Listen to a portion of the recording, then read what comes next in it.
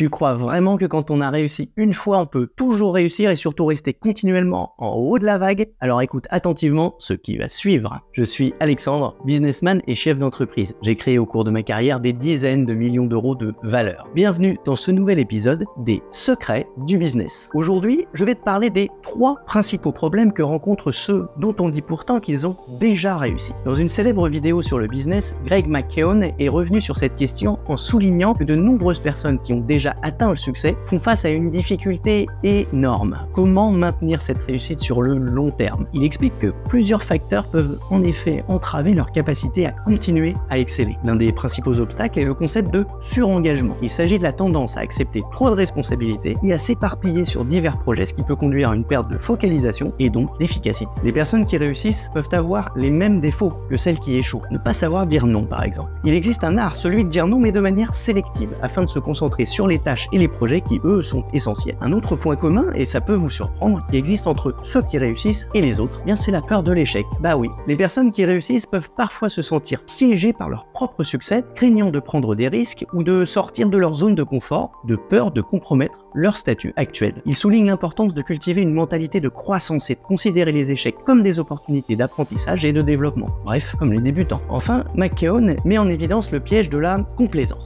Après avoir atteint un certain niveau de succès, certaines personnes peuvent se relâcher et perdre leur motivation intrinsèque, qui peut entraîner un déclin progressif. Un phénomène qui touche nativement les grosses boîtes, par exemple. Il encourage les personnes qui réussissent à continuer à chercher des défis et à se fixer de nouveaux objectifs stimulants pour maintenir leur élan et leur progrès. En bref, l'enjeu de la personne qui a réussi pour continuer à réussir, c'est 1. De rester focus, tout en 2. Continuant à se lancer des défis pour garder la niaque, et 3. En faisant gaffe que ces défis ne soient pas de nouveaux défis qui risquent d'éparpiller l'attention. Et enfin, de ne pas avoir peur de paumer ce qu'on a déjà durement acquis. C'est en tout cas le seul moyen de maintenir une trajectoire ascendante et de continuer à progresser dans tous les aspects de la vie. Voilà, j'espère que ces conseils t'auront été utiles. N'oublie pas de t'abonner à ma chaîne pour découvrir de nouveaux secrets du business.